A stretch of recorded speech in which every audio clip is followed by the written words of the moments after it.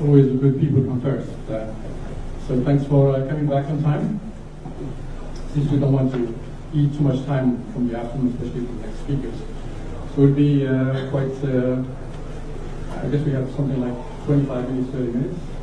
Let's be very specific. First of all, because we have 3 new panelists that didn't have the chance to speak, so I would like to ask maybe Frank to briefly say what you do and what is your role in the EU-China fire project. So good afternoon, gentlemen. I'm Frank from Region Networks. I'm working with CATR and also our EU partner to work together in the child project. So the reason that my company Region Networks can participate in this project because as in the morning, Mrs. Zheng Yan mentioned that the Innovation Union, actually our company provides some protection solutions for this federal test bed, and that's why we can join this project. And in this project, I will be working with Camille to build up the operation platform for EU and China experts to communicate on the platform and to find the partners to work together for this project. Ladies and gentlemen, I'm Xu Lao from CATR, and I'm the Chinese project member of the project, of the digital project. And CATR is charge of the WT1 interoperability and the standard. We work together with VJ and IO and expert leaders to contribute learners to learners teaching organizations and to do something in the characteristics and future of those solutions. Thank you.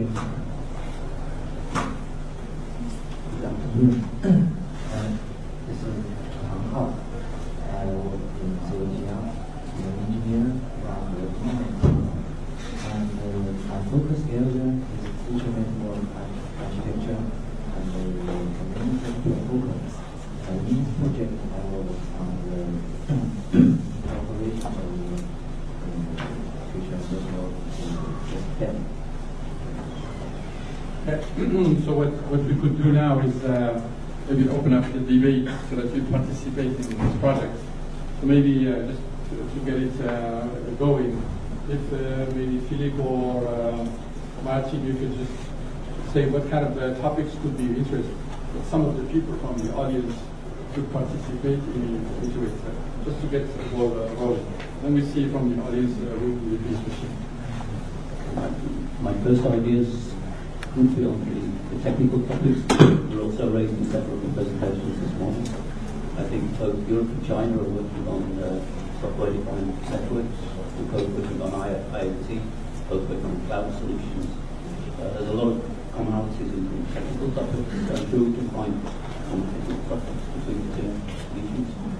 And then I would say probably the aspect of federation is also quite similar. We know that in the Internet Innovation Union from China, with the Dragon Lab, they have a solution for heterogeneous systems. We're working on something very similar in the Federal Fire project, so I think there's also a lot of chance to try. Maybe Philip, some thoughts. I know you made the presentation, but it's different when you say it directly from the website. I think I could just add maybe 5G can be another topic, and mobile internet is always mentioned by the Chinese side as very important, and sometimes we underestimate the issue related to that. We all that now we come to 5 to 6 already in 5 to 6. So we have SDN, IoT, cloud, mobile internet, federation, and mobile internet. So the OpenStack, or cloud computing and so on. Maybe from the audience, who is interested to participate in one of these topics? and contribute with the paper. Anyone from the audience? Maybe I'm taking you to cold. So basically, we have what we call best practices. So in order to make your work to be known, not only to the Chinese researchers, but also to European researchers. So that would be the best link between all these to find that you have something which is innovative and extraordinary that will be attracting you to them in order to invite you to a research project. This is basically the purpose. But maybe you want to say something as well, yeah? Okay. As Josh presented earlier, working on the huge internet transplant, so I think my recent area is very close to the European Parliament. So I hope we can set up some formal or official connections between us. Actually, right now I have some contact with European, like search credit, we don't cover in the e-transplant application. But for the transplant side, we have more collaboration with the USA. But I hope China and Europe should closer with us. And the paper, I think, very interesting. What kind of topic? What kind of? One can be the IPv6 because the customers every year all major efforts is IPv6 we built the IPv6 network and we also proposed some innovation of new IT standards like IPv6 salt address applications to enhance the security, the IPv6 transition technology. So that another could be IC as you mentioned, because the concept of our latest aspect is following the concept of software-defined networking or open networking. So I think we have common interest on that topic. Yeah, we know.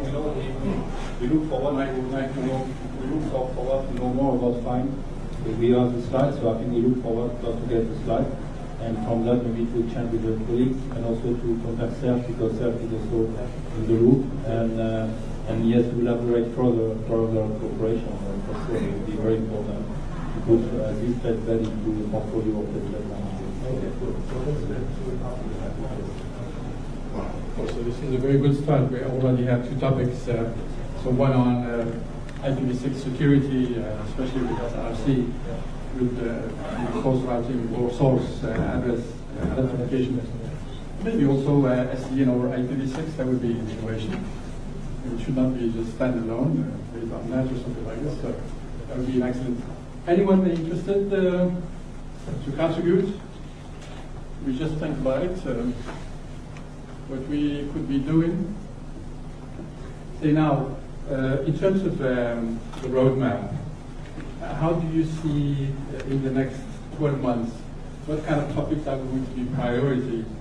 And so that people understand how long it takes and when should they contribute? Is it instant? Would that be a process? Is there a certain feedback? Is there a mailing list that is going to be? We invite all these people to go to the mailing list and then they can submit their proposals.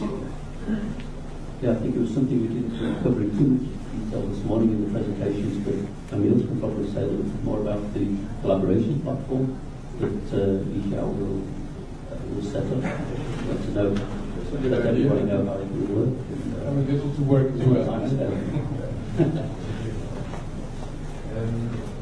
Yes, again, as you know, the HO project will launch a cooperation platform.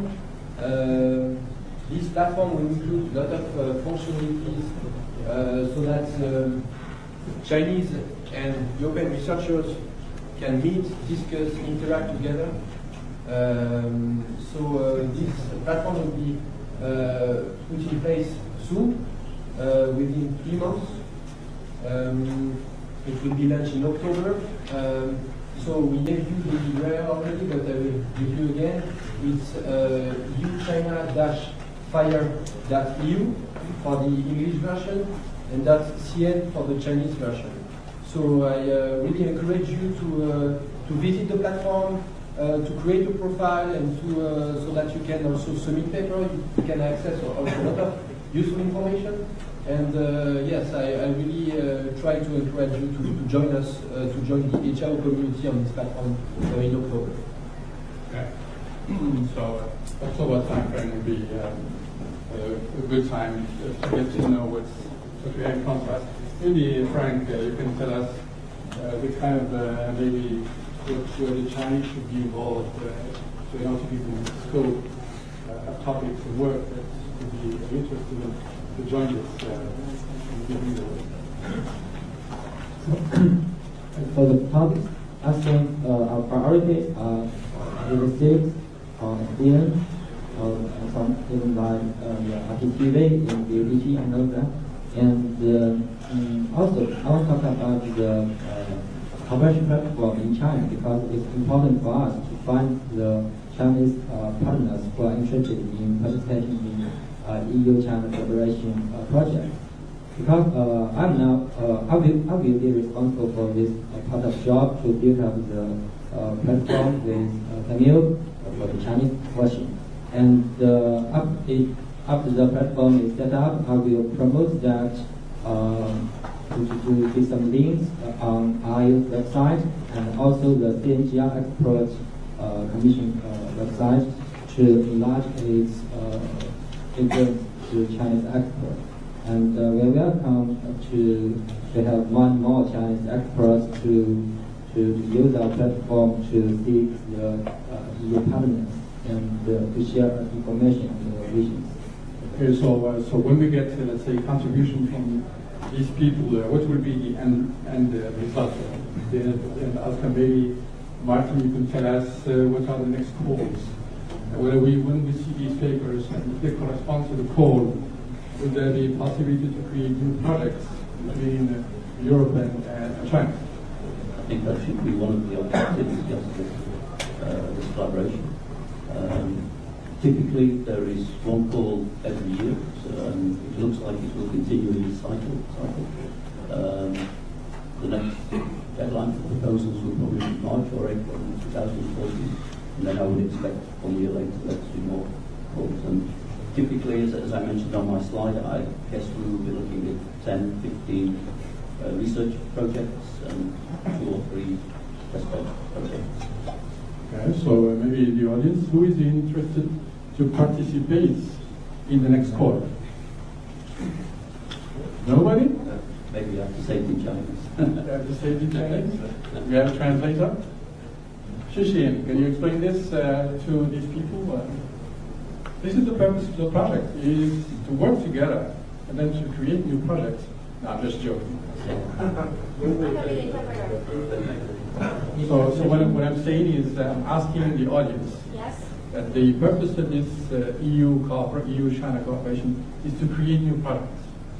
So there is a call which is coming up in the first quarter of 2014. It takes a bit of time until we get to know each other and talk to each other, find new topics, and also look at the call objectives. So I wanted to know from the Chinese audience who would be interested to join. So this is basically an invitation, an open invitation. So we have 1. 2. What's your name? Have to get to speak.